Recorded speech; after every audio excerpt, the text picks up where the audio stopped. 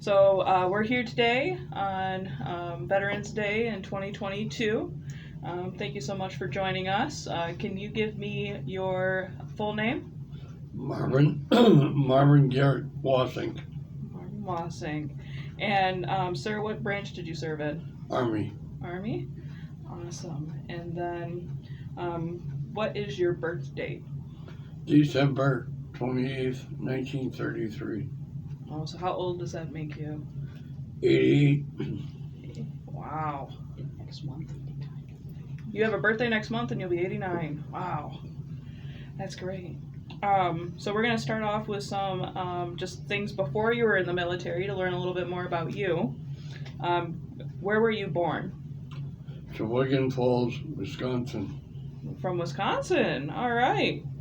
And then can you tell me a little bit about your family when you were growing up? I have one sister, mom and dad, and my father worked in a coal company in Kohler, Wisconsin, and my mother was, at that time, they were all stay-at-home moms, I guess. Yeah. Was your father in the military as well? No. No? Okay. And then, did you have any jobs before you entered the service? I went through college, and then I went through seminary and got my master's degree, theology, and then I was pastor of a church. Wow. For 5 years. I was at the Cuban build-up, I suppose, about 2 years into the first pastorate. They called me and asked me if I would become a full-time chaplain at that time, and I said at that time I wasn't in the pastorate long enough. I needed more experience, and they could not draft chaplains. They called you and you volunteered or not. So I did not. And then when I was the chaplain, pastor for approximately 5 years, is when they called and asked if I would come into the military. And it was the Vietnam buildup. And so I said yes, I would. Were you married at that time already? Married with 2 children. Wow, that's a dedicated service. Was that a hard decision to make, or did you? At that time, it wasn't a hard decision because I was not where I felt I should be in the pastorate. So I could either move on in the pastorate or go into the military. So decided to try the military. So once you said yes, and that you were going, describe to me what was the process? I don't even know what that looks like for a chaplain. Well, I got as papers that told when to report and where and all that, but I didn't know at that time. I had no idea how to read those things. And so Helen and I went to a place that could help me interpret it, and so it was there, and I had, I don't know, 2-3 weeks to get to where I should be. I was told to report at September 1st, and so at 1965, So you reported. So, did you have to go through like boot camp and basic training and all of that? No, but at that time, everything was going so quickly. You're supposed to go to chaplain school, and they didn't have time to get me through chaplain school. So when I was in the military for about 3 months, probably 4, they sent me to chaplain school, which was Fort Hamilton, New York. And I was serving in the military. Because I reported to Fort Hood, Texas, and I was in the 2nd Armored Division. So before you were shipped off overseas, is there any memories or people that really stick out to you? Well, when I was in pastorate, the thing that I remember quite well is that my family and I went back to Wisconsin so we could find a place for Helen and the children to stay. And at that time, places were kind of difficult to get a hold of, and I got someone from my class in high school whose dad owned a home and was going to sell it, and I offered to rent it for a year, and so that worked out for him and it worked out for us. That's great. And so she was living in the same town as her parents and my parents were. My parents. Mine were north by then. Oh, okay. Yeah. Yeah, so just for the interviews notes too, we also have the wonderful Helen Wassink joining with Marv today too, so you might hear her a little bit in the background, and that's awesome because we want to hear those recollections as well. I just mentioned that my parents no longer lived there. They'd moved to northern Wisconsin where they had bought a new home. So, Okay. but I traveled up there quite often to visit him during the year he was gone. Oh, I bet. So we kind of went through a little bit about kind of the training and stuff before. Can you tell me a little bit about what kind of led up into getting shipped out? And what was that like? Well, I reported to Fort Hood, Texas, and for the chaplaincy there, and so I was assigned to a chapel there, and with a unit, and so I served there for a time, and as I said, I started in September of '65, and then I got orders to go to Vietnam, and I had to report there in beginning of part of January of '67. Mm-hmm. So it was a matter then of moving Helen and children up there, and me getting over there. Can you tell me a little bit about your time in Vietnam?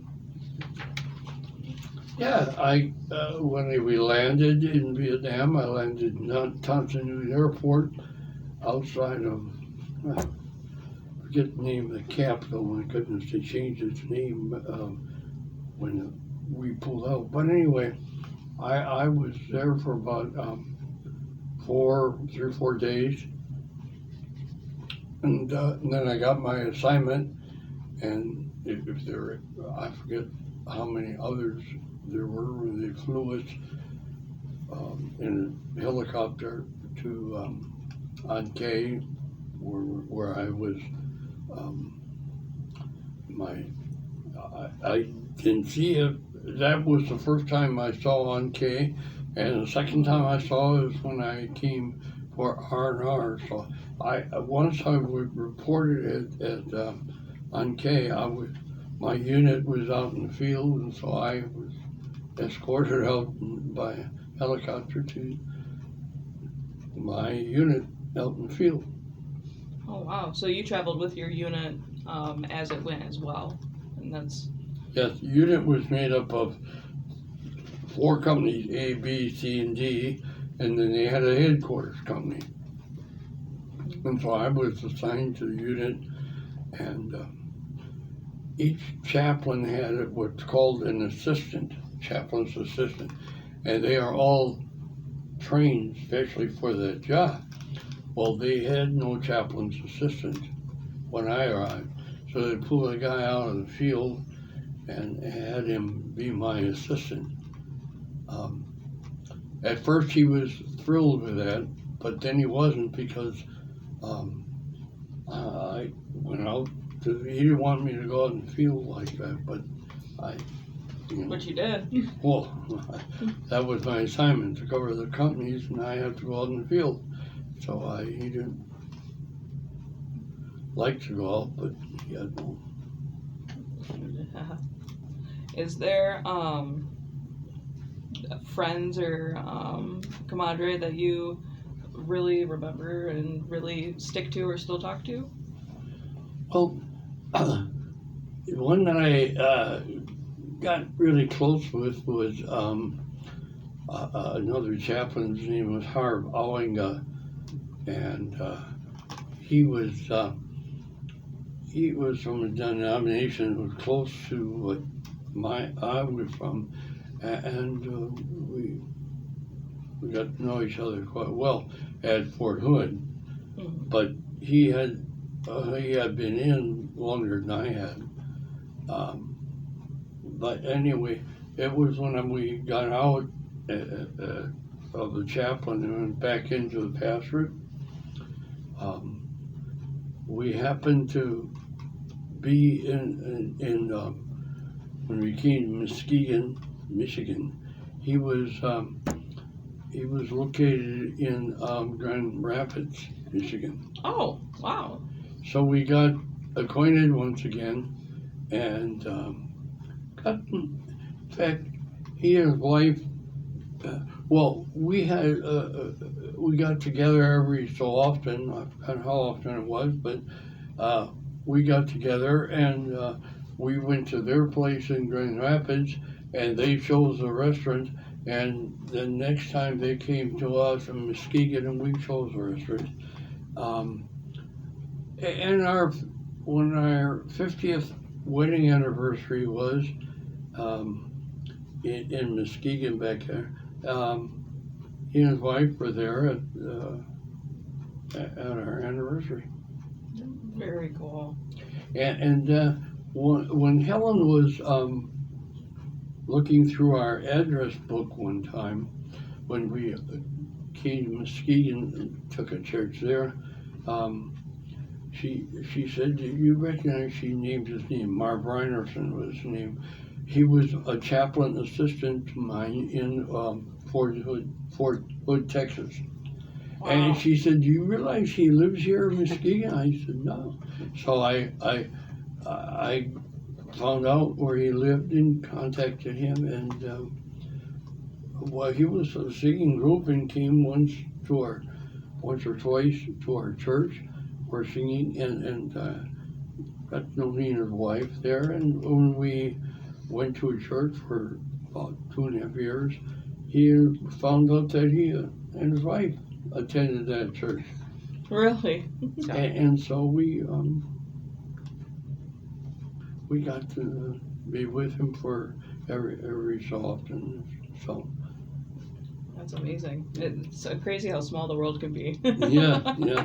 He's not not doing that well right now. So I talked to him on the phone, but And Harv, the other one you mentioned, Harv has passed away. So, I'm sorry for your loss. but his wife is still in Grand Rapids. So. Oh, wow. So while you were overseas, how did you stay in touch with Helen and the kids? mail. And we also had a recording. We sent I on the recorder, and she hit me, and I had some recording device that I could listen to. The old reel type, reels on Oh, kind of like a recording. cassette player? Yeah, old, yeah. So he'd record and send it to us, and then we'd record and send it back. That's so cute. And of course, mail. Mm-hmm. Went back and forth on that, and then R&R is rest and relaxation. They give you, it depends upon what area you get in, but when I came to Vietnam, I realized, when I got my assignment to go to Vietnam, I realized that you could choose different places. And I chose Hawaii, and they approved it, and so I arrived in Vietnam in January, and Helen was doing substitute teaching in the school, and Wisconsin. and so we met in August. In Hawaii? Huh? In Hawaii? In Hawaii. Yeah. All right. So we were there for 6 days on R&R. That was quite a time. And I had been in the field all the time, so it was mostly, if all the time, we were called, what they give, these kind of meals, Sea rations. yeah, sea rations. Mhm. And so going into Hawaii, getting meals every day, kind of tore up my stomach. Oh, I bet. I bet. Do you recall any particular like humorous or unusual events while you were overseas? This isn't a humorous one, but when I was with a unit having services, as I said, I had 5 of them to cover every week. And when I was there, one of the fellows had become a Christian, and he said, "Could I be baptized out here?" And I said, "Hey, let's do it." And we set it up for Easter, that I would try and be at that unit for Easter. Next time I come out, as close to Easter as it could be. And fine. And so I was with the unit, had services, and when I was a couple of days out of that, I heard that that unit got hit and ambushed when I was away from it, and that he was killed in that. In that, so it stands out. But otherwise, it was, when I would cover these units, and the 4 units were out in the field, and so I would have a time, especially with the commanders of the unit, and there was usually a lieutenant, but the guy to get to know, it didn't take long to know this, is the first sergeant, because they really ran the unit. These lieutenants came and went, but the first sergeant were always there. And so I got to know some of the first sergeants pretty good, and the company commanders very good. And so we had, when we would sleep on the field with them there, or when we were on walking from we were probably ambushed a fair amount of time. But I would always walk with the commander, and he was in the center of the unit. Fair amount of time, the VC, they got quite acquainted with the fact that you let the point guys go through and all this, because the commander's in the center. And they would fire on them, but I learned very quickly that when you get fired upon an ambush, you don't go away from him, you go towards him. Really? And that's what we did. Probably the only funny thing would be in the helicopter with Well, yeah, a helicopter. I was with one of the units I was with, the company command, the lieutenant colonel of the thing, that he would have me go every other week or so, and we'd go to a place called Vung Tau. That's where the wounded were. Mm-hmm. And I was to visit the wounded,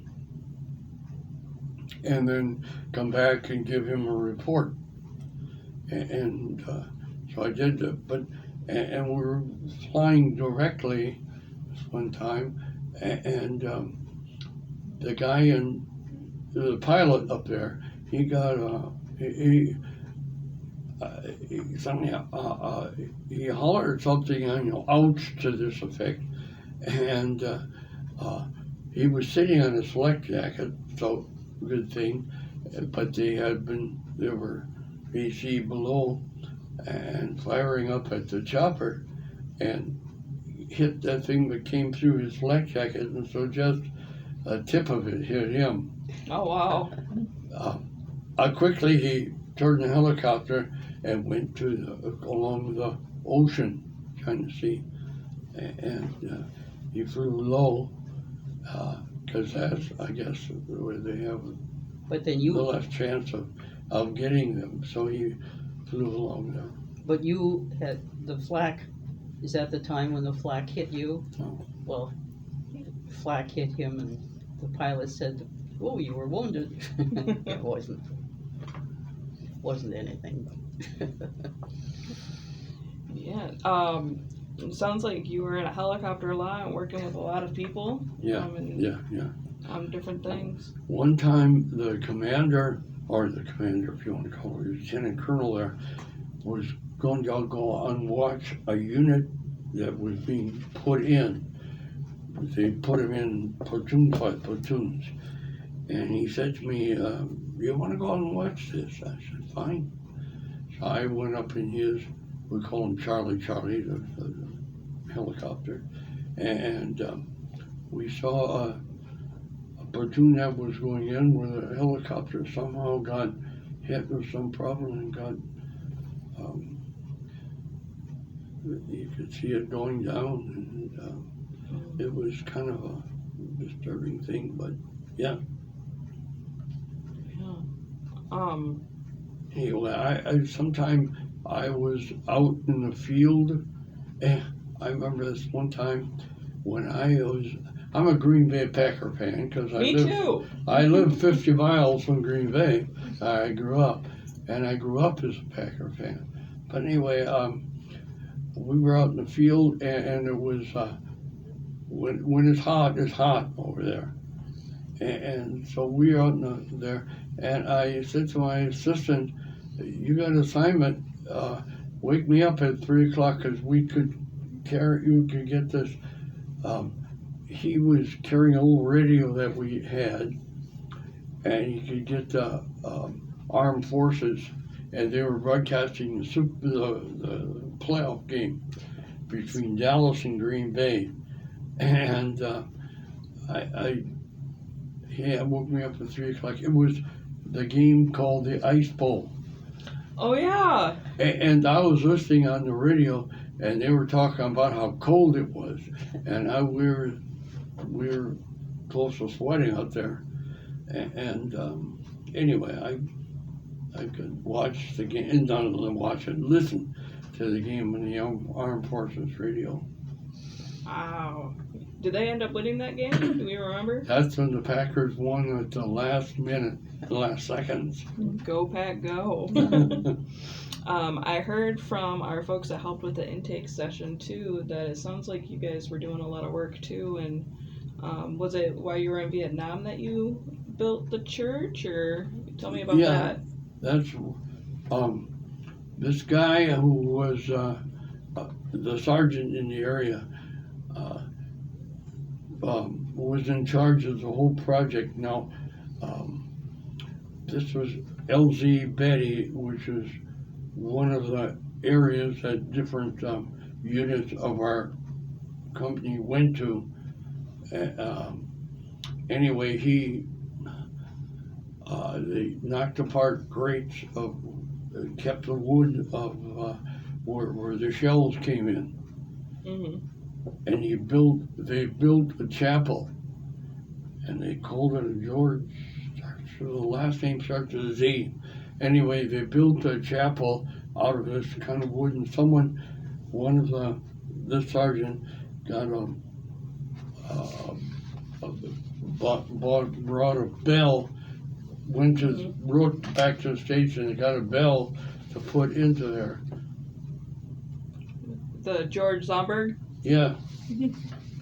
And so I came one time and they said, the sergeant said, hey, you got to see this. So I went there and there was the chapel. Beautiful, beautiful chapel.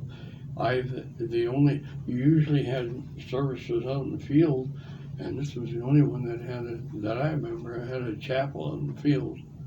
Wow, and they made it out of the old recycled, like, pallets and boxes and crates, huh? Boxes from the shelves. Wow. Ammunition crates. They break them apart. Built an entire chapel. Mm-hmm. Wow. Had seats inside, had a pulpit, had a cross out in the front.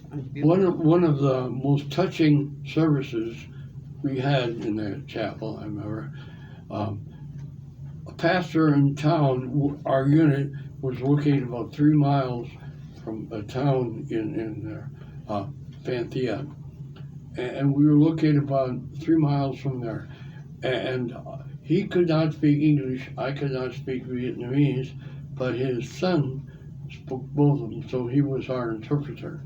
And so I would go in and get him, find out what he needed, and I'd go back to my unit and get him what they needed as a church. Anyway, he asked me if I could round up some of the guys and come in for our children's service on Christmas Eve. And I talked to our unit commander, and I told him what I wanted, and he said, right. And he lined it up. The guys came in, and they sang in the service. Well, anyway, the agreement I made with the pastor was that he, at the same time, would allow me to take the kids in the helicopter and fly to each company Christmas Day for services. Wow. And so it was amazing to see these kids up in a helicopter. They have obviously never been in a helicopter, and they didn't know what it was going to be like up there, and to see them fly in there. But the thing that I remember in that chapel was that on Christmas Day, after the last thing we had was I asked the kids to sing Silent Night, Holy Night in Vietnamese, and I said to the guys they were going to join in and sing it in English, but we had the music going on. I had that, and so the kids sang it, and I think there was hardly a dry eye. Excuse me. When I think of that, we had what a fitting to the service, and the guys singing in English and kids in Vietnamese, and we had a good wind up in the service. Wow. That must have been incredibly powerful. I can picture the kids in the helicopter too, and probably the excitement and terror at the same time. Yeah. I'm sure it was.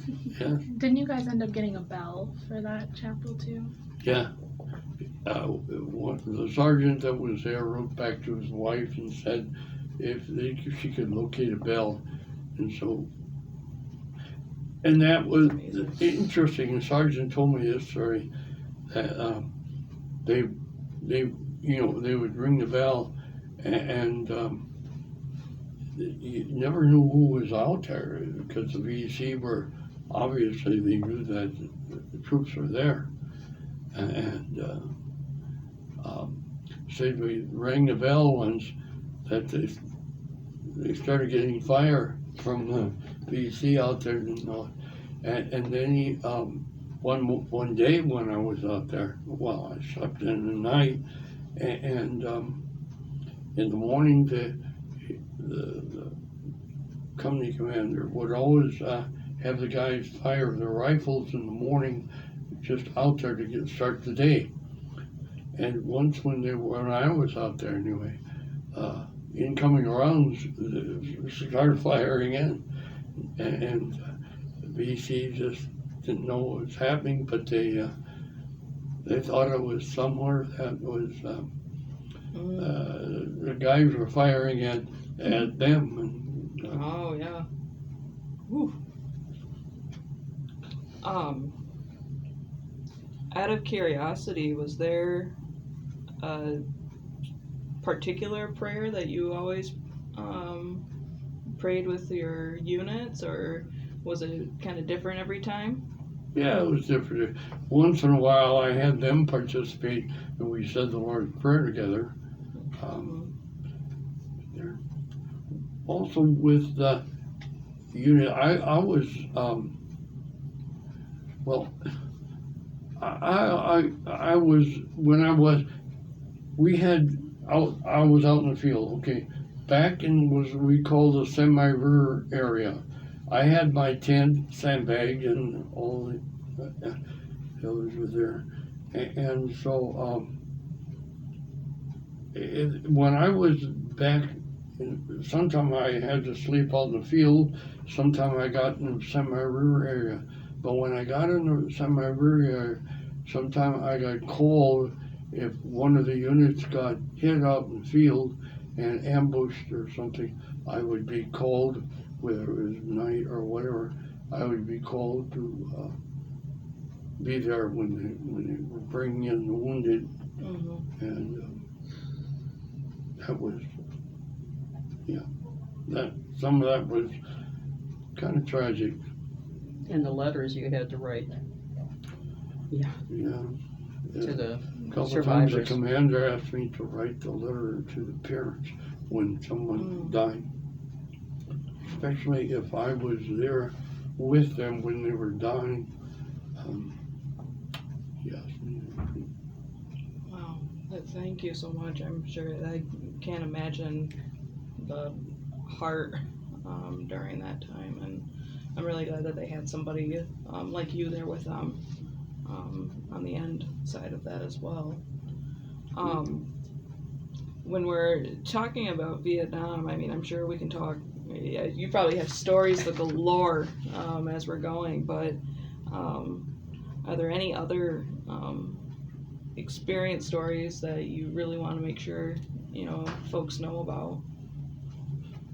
Oh, there was a time when I was in the semi-rural area, I called about 2 in the morning or so, and that one of the units was hit, and I was going to the med tent there, and I didn't realize that one of the tents that had dug a hole, that kind of pulled out, and I was just walking along, and suddenly I dropped into the hole. Oh, jeez. And I that was times when I remember that. And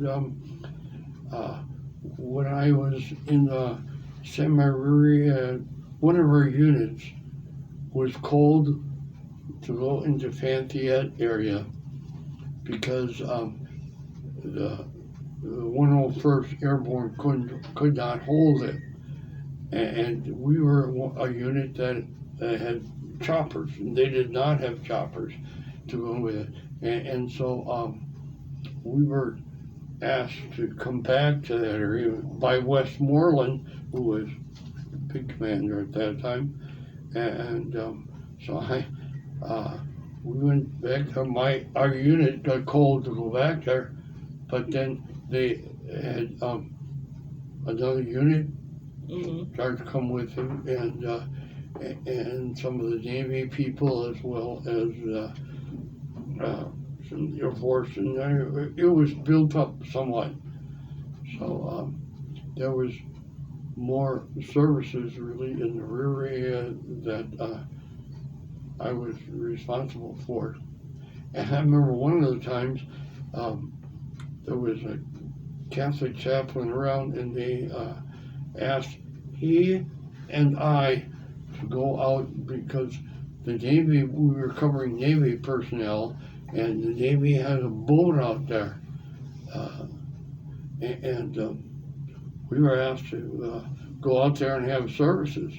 And I remember saying that, I'm not going to guarantee I'm not going to get sick out there bobbing around on the ocean. But anyway,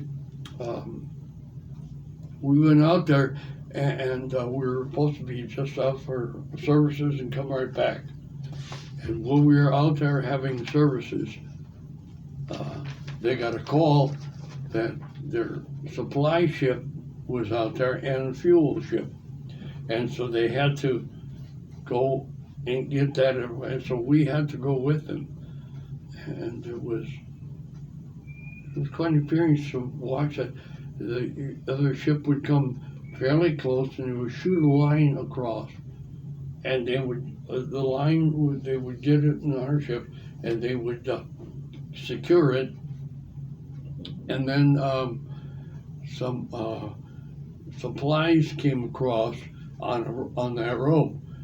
And no one said anything, but boy, when they came and they saw that it was a United States mail bag, or, you know, they were cheering like mad because they knew they might have a letter coming over on that. Oh.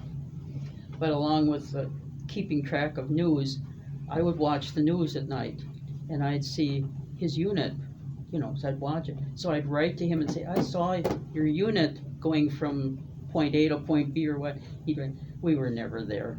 So I stopped watching the news because it wasn't correct anyway. You know. Oh, wow.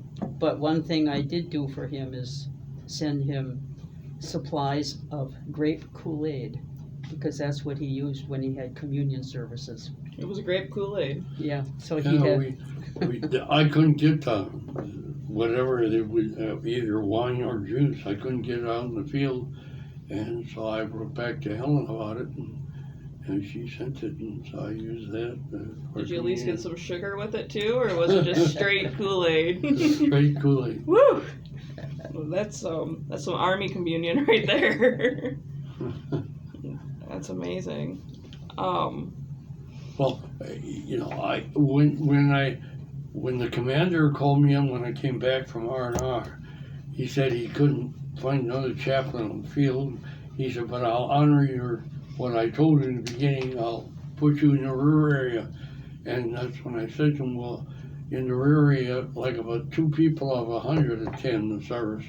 And when they're out in the field, probably 99 out of 100 attended. So I'll continue in the field. Like when I went back for R&R, rest and relaxation, I flew into a place called Cambodia, and they didn't even know what there was war on. They were running around. They had pools there. They were running around with shorts on because not Cambodia, Cam Bay. Cam Bay. Cam Bay. I'm sorry. Not Cambodia, Cam Bay. And, Okay. and so they were the night I flew in the late afternoon, and I went to the mess tent for the evening meal, and the guys were complaining because they were having a goulash, and they said it was some of the ingredients that were left over from the day before. They were complaining about it. And I have been out in the field with sea rations. Mm-hmm. And so I shouldn't have said it because I had the horse pass. And they looked at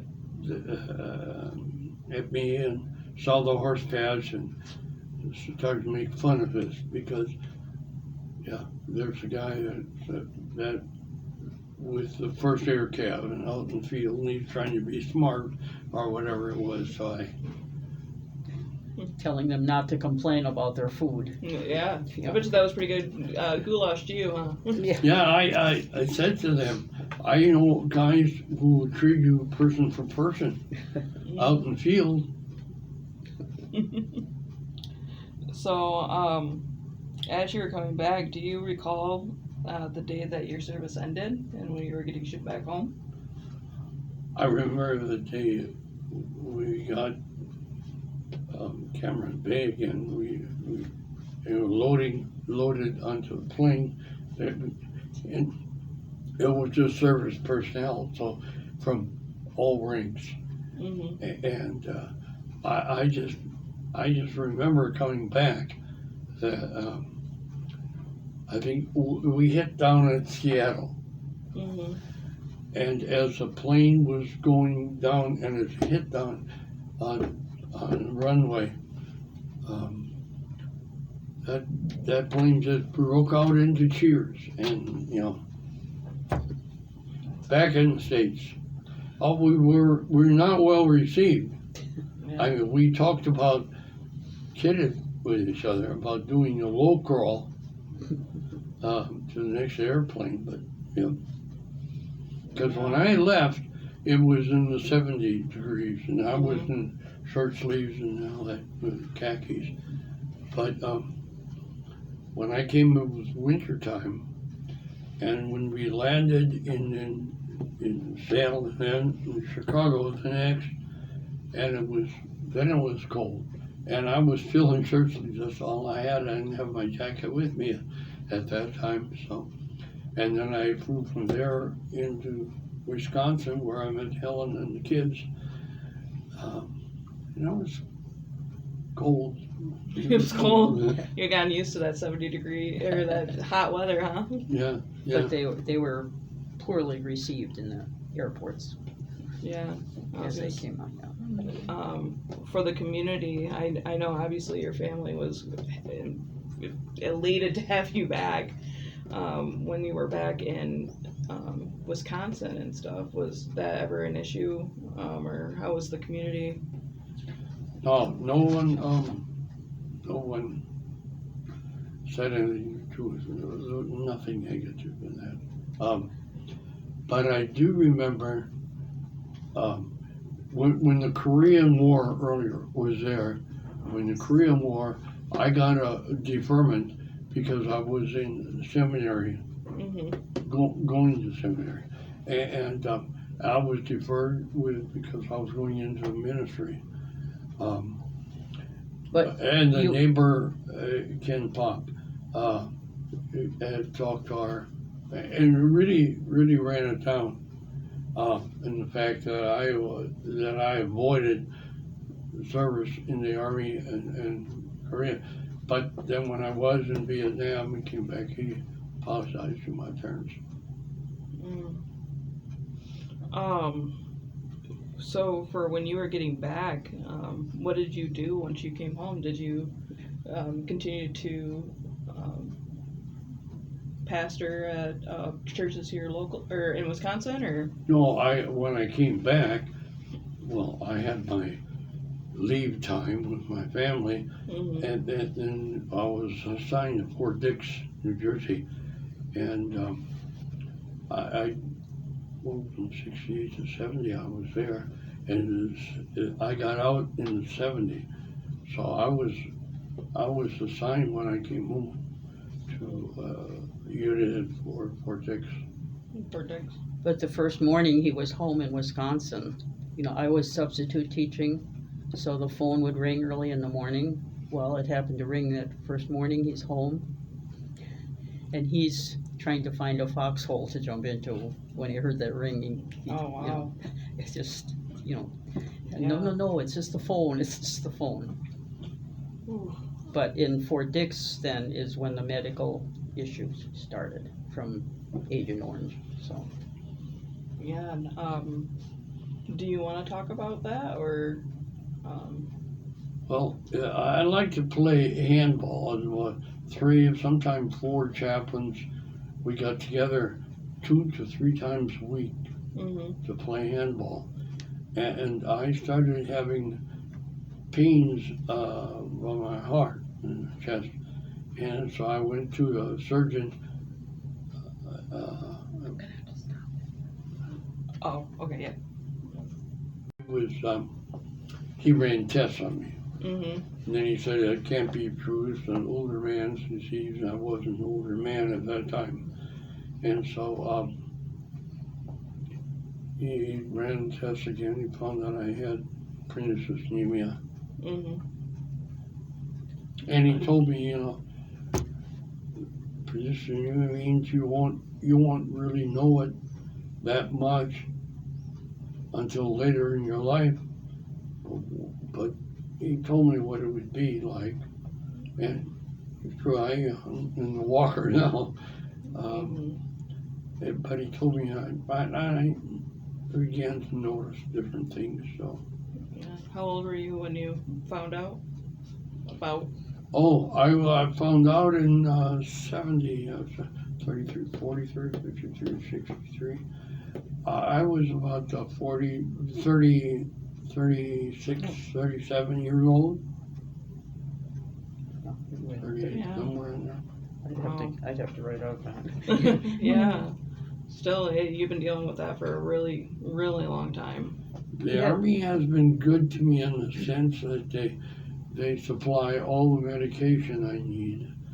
The glasses come from them. The hearing aids come from them. They do all this because I'm 100%, and I get disability allowance. They from came them. to the house, put in Handrails.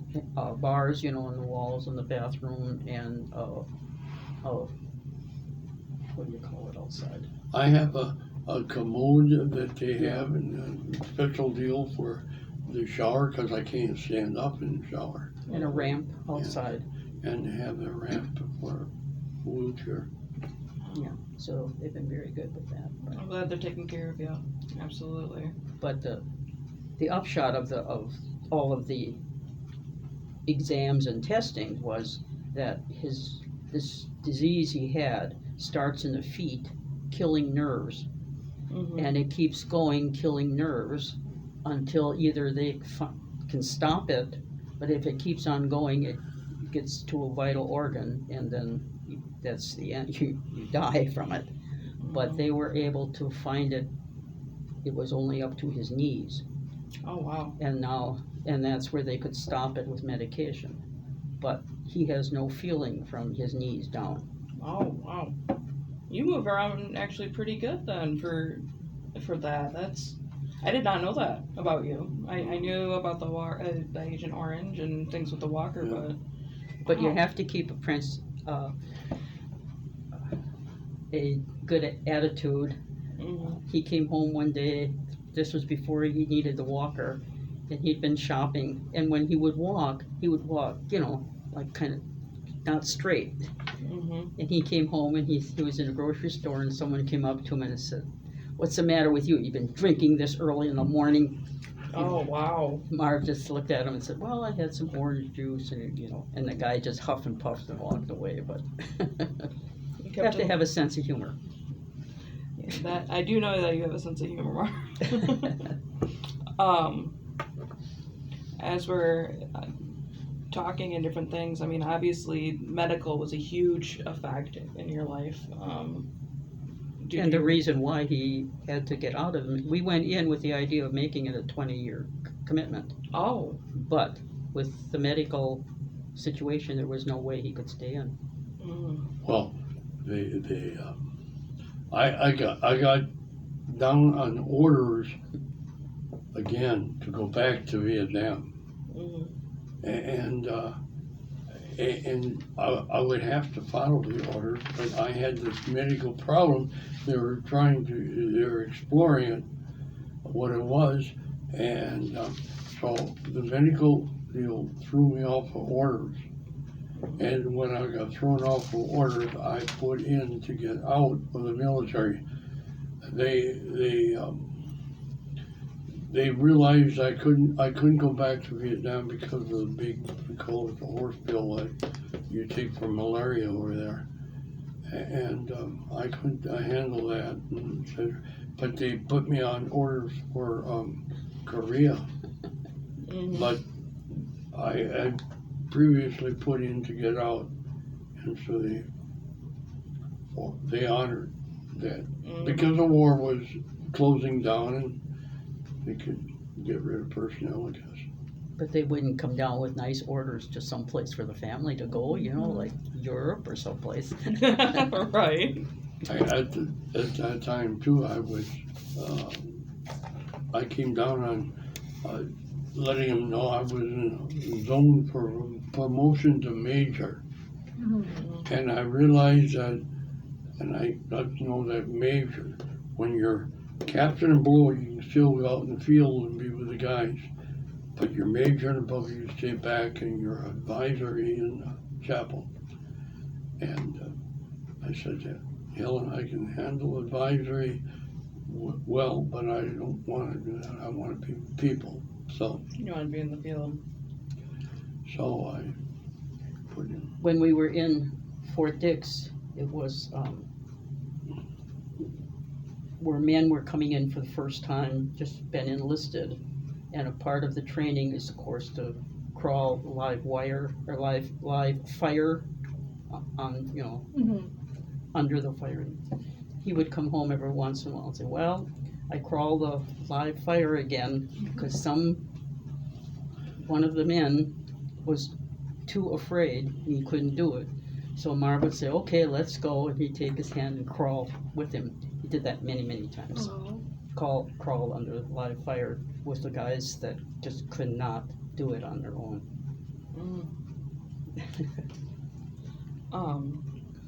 Other than the medical aspect, how would you say that your military experience really affected your life? Well, yeah, they had Fort Dix, New Jersey, and so I was out there when I got out of the service, and so I stayed at a church out there. I guess I would have never gone out east, but served the church in Clifton, New Jersey, and I had a good experience out there. Because we were only about 12, 15 miles from New York City, and so we got to see various places out there in Statue of Liberty. I'm sure I would have never seen that, and the towers. But he had many opportunities also to speak at different organizations and show pictures and slides and things from Vietnam. So, Oh, wow. Are you a part of any veteran organizations like the VFWs or anything like that? yeah. No, not really. Well, you are listed in the. I joined and become a lifetime member of the Veterans Organization. I think. But not active now. No. Well, when I got out of the military, I did. I agreed to be what is called a National Guard unit, and I got assigned to that in New Jersey. But I was in there for a while, and I said, Ellen, I got out, and I want to get all the way out. I don't want to, because you had to go every year. You had to go out for a couple of weeks with them, and I just, you're out. I wanted to be all the way out. Well, when he was still in seminary, he was a part of the reserve, Army Reserves, and did serve as a chaplain to reserve units while he was going to school. So, Wow. So we started way back with the military, which helped in his pay when we first went to Texas.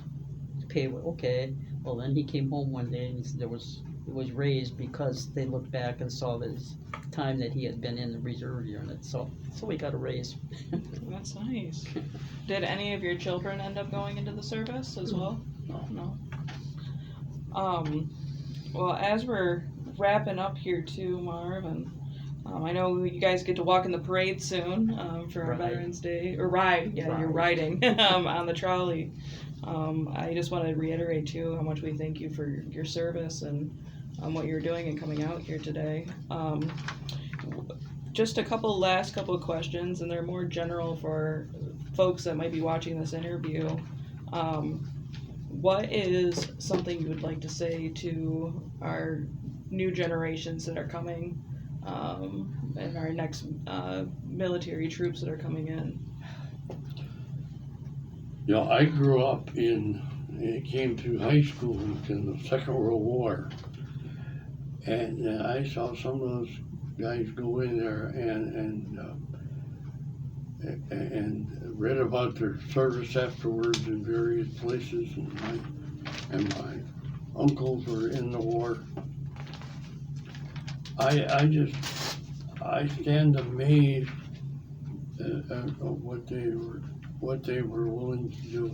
I don't know if our generations would ever have that kind of commitment, but I'm grateful for them, but I'm also concerned that we can take a lot of things for granted here and get so mixed up in different kinds of politics that I just have no idea what would happen if they were ever called to do something for the country. I don't know.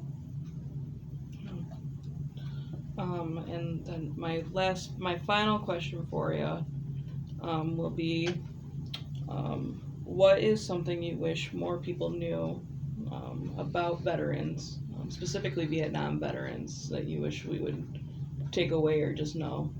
Well, as I said, when I came back, Vietnam wasn't accepted that well, but I'm really pleased when I see how much they are accepted now, and so I'm very grateful that it has come.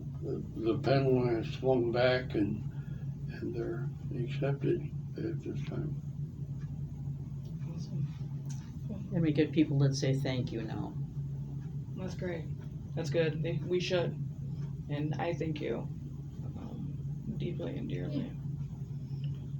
So, all right. Well, that's going to conclude us for our interview. I really appreciate your guys' time, and thank you so much for willing to come in and share your story, and also taking some pictures and different things like that too for the Veterans History Project for the Library of Congress, and we'll also be keeping a local record here in Muskegon County. So we'll be looking forward to be able to share that with you, and just thank you so much. You guys are a part of important parts of histories, and your recollections and pieces are important for us to know.